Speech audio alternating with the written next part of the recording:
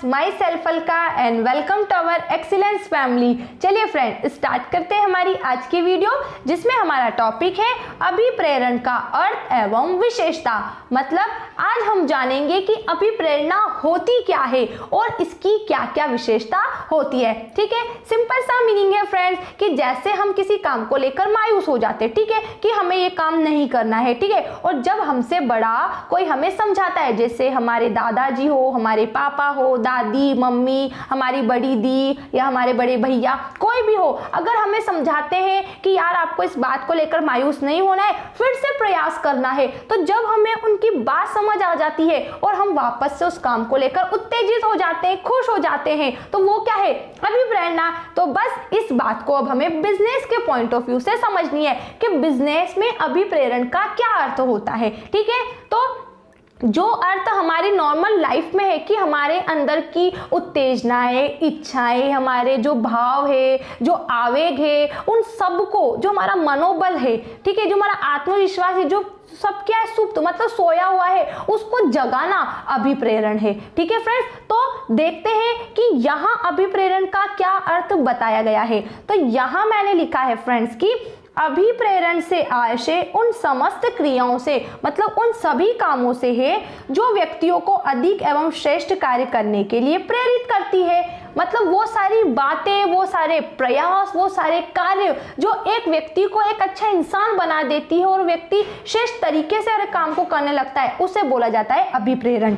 अतः कर्मचारी में कार्य करने का उत्साह पैदा करना ही अभिप्रेरण कहलाता है। हर एक व्यक्ति, चाहे आप, चाहे मैं और अपने आसपास जितने भी व्यक्ति हैं, सब अपने अंदर अनेक बातों को लेकर, अनेक कामों को लेकर बहुत सारी इच्छाएं लेकर बैठे हैं। उनके अंदर उत्तेजना है, आवेग है, आत्मविश्वास, मनोबल सब है। बस जरूरी है उन सबको जगा देना, और जब उनके अंदर उन बातों को लेकर, काम को लेकर उत्तेजनाएं जागृत हो जाती है, तब वह बन जाती है अभिप्रेरणा।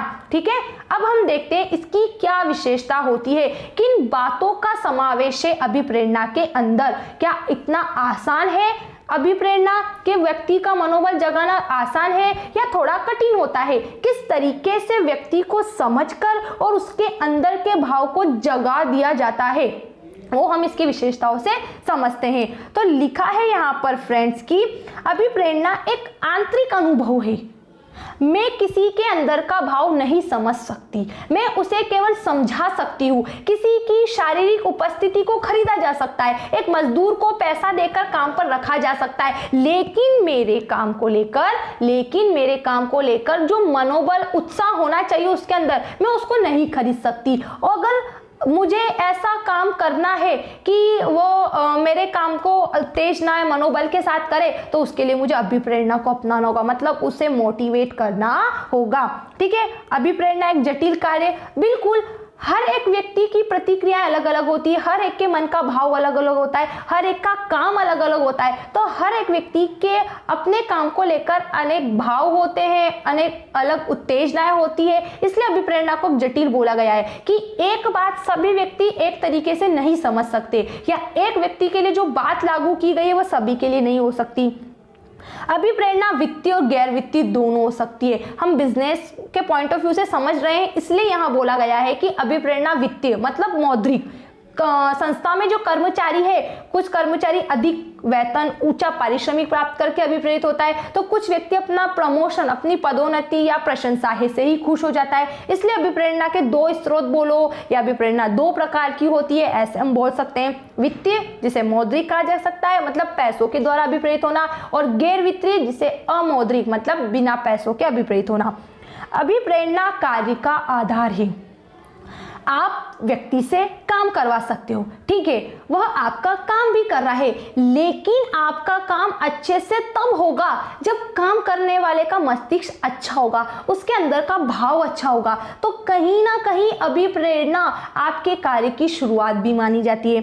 अभिप्रेरणा एक अनंत प्रक्रिया है, बिल्कुल, कि व्यक्ति को बार बार अभिप्रेरित करने की आवश्यकता होती है बिजनेस में, क्योंकि हमको मालूम है कि बिजनेस में या हमारी लाइफ में अप एंड डाउन आते रहते रहते हैं, तो हमें कभी भी नर्वस नहीं होना, हमें हमेशा क्या करना है, अपना आत्मविश्वास जगाए रखना है, ठीक है। और अपना जो ऑनर है, जो बिजनेस में ऑनर होता है, उसे अपने एम्प्लॉय को अप्रिशिएट करना चाहिए, ताकि अपना कर्मचारी हमेशा सक्रिय रहे, ना कि वो निष्क्रिय हो जाए, ठीक है फ्रेंड्स। तो अब हमें ये तो समझ आ गया, ठीक है, लेकिन इसे एक्सप्लेन कैसे करें, कैसे हम इसको एग्जाम में लिखें, इस बात के लिए हमें डरना नहीं है, मेरे साथ चलना है और इसकी डिटेल से समझना है, ठीक है। तो चलिए फ्रेंड्स, यहाँ हम एक एक करके अभिप्रेरणा की पांचों विशेषताओं को समझेंगे। पहला हम समझेंगे अभिप्रेरणा एक आंतरिक अनुभव है। आंतरिक मतलब अंदर का भाव है। अब इसमें क्या लिखा,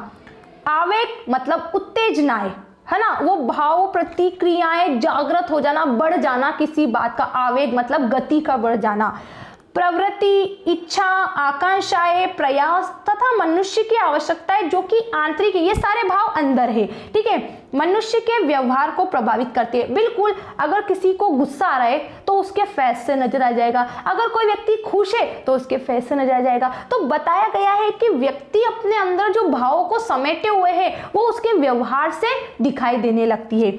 उदाहरण के लिए, व्यक्तियों की यह इच्छा या आकांक्षा हो सकती है कि उनके पास मोटरसाइकिल और आरामदायक घर हो, समाज में उनकी प्रतिष्ठा हो। तो ये इच्छाएं मनुष्य की आंतरिक इच्छाएं, मतलब उसने एग्जाम्पल दिया है कि अभिप्रेरणा एक आंतरिक अनुभव है। हर एक व्यक्ति को जब हम उत्तेजित करते हैं, उसको अभिप्रेरित करते हैं, तो जैसे उसकी इच्छाएं हैं, जैसा उसका आंतरिक भाव है, उस प्रकार से उत्तेजित होगा। अगर किसी को मोटरसाइकिल की आवश्यकता है तो वो उसके लिए उतनी मेहनत करेगा, और किसी को मोटरसाइकिल से एरोप्लेन पे जाना है तो उसका भाव उतनी ही जल्दी जागृत होगा, ठीक है फ्रेंड्स। सेकंड देखो, अभिप्रेरणा एक जटिल प्रक्रिया है, बहुत कठिन कार्य है व्यक्ति को समझाना, उसके अंदर का भाव जगा देना, ठीक है।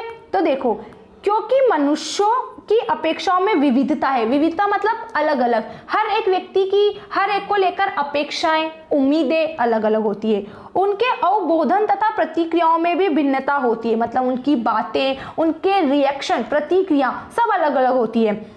किसी प्रकार की अभिप्रेरणा का सब पर एक जैसा प्रभाव पड़े यह आवश्यक नहीं है, इसलिए अभिप्रेरणा एक जटिल कार्य है।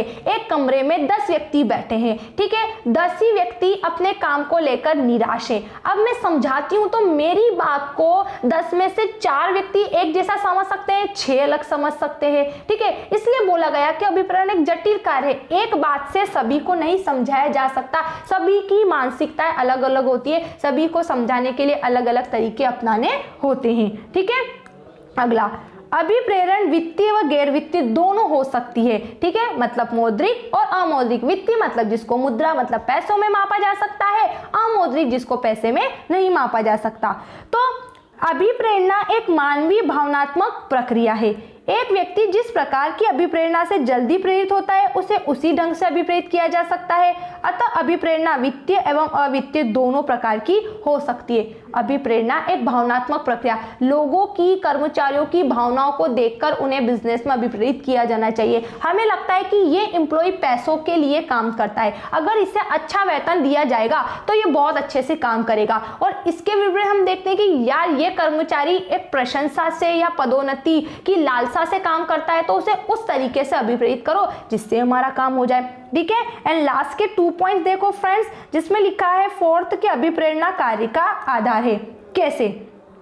अभिप्रेरणा किसी कार्य के करने का एक आधार है। अभिप्रेरणा मिलने पर एक व्यक्ति अधिक और अच्छा काम करने में सक्षम होता है। बिल्कुल, जब वो निराश है और किसी ने उसे उसका सही तरीका समझाया है तो उसकी निराशा दूर हो जाती है, वो उत्साहवर्धक होता है, उसका आत्मबल बढ़ता है, और जब आत्मबल बढ़ता है तो कार्य की फिर से शुरुआत होती है, ठीक है। एंड लास्ट देखो, अभिप्रेरणा एक अनंत प्रक्रिया है। अभिप्रेरणा एक गतिशील क्रिया है।